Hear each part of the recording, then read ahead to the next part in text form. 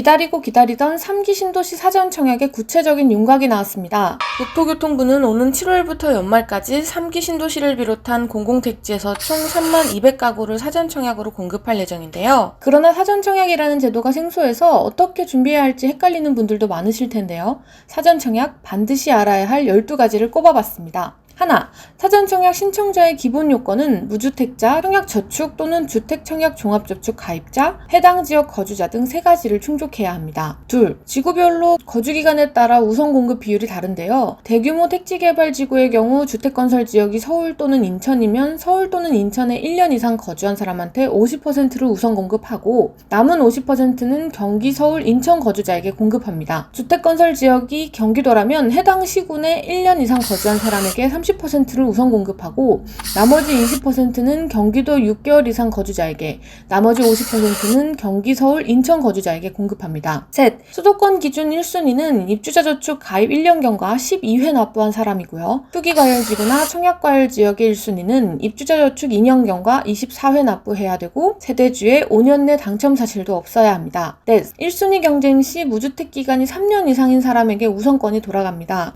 다섯, 소득 요건은 주택규모, 적용 대상 등에 따라 전년도 도시근로자 가구 원수별 가구당 월평균 소득 100에서 140%로 상이합니다. 각각 청약하는 대상에 맞게 꼼꼼히 확인해 봐야겠죠.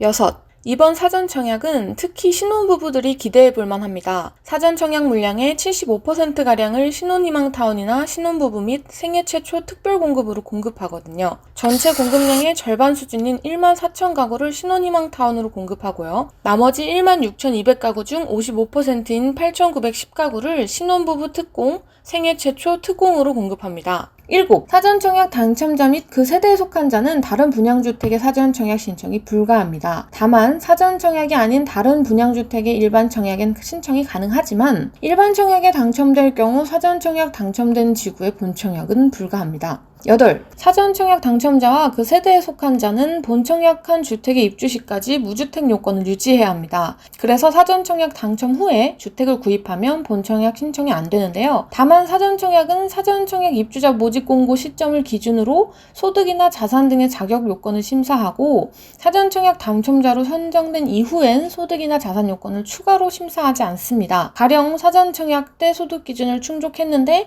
이후 연봉이 올랐다고 해도 문제는 없습니다. 9. 주택을 소유하더라도 전용 60제곱미터 이하 소형주택이거나 수도권 1억 3천만 원 이하 주택은 무주택으로 간주하고요. 만 60세 이상 부모가 주택이나 분양권을 취득했을 경우도 무주택으로 봅니다. 10. 아직 정확한 분양가는 안 나왔지만 사전 청약 대상지 모두 분양가 상한제가 적용돼 주변 시세의 70에서 80% 정도가 될 것으로 예상됩니다. 11.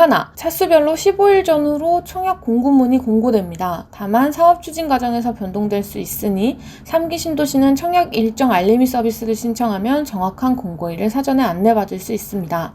12. 사전 청약 신청 방법은 LH 청약센터 인터넷 사이트와 앱에서 신청할 수 있고요. 노약자나 인터넷 취약계층에 한해서 현장 접수도 가능합니다. 이상 3기 신도시 그리고 사전 청약에 관한 자세한 사항은 비즈니스워치 기사를 참고해 주시기 바랍니다. 지금까지 GBC 브리핑 최신화 기자였습니다.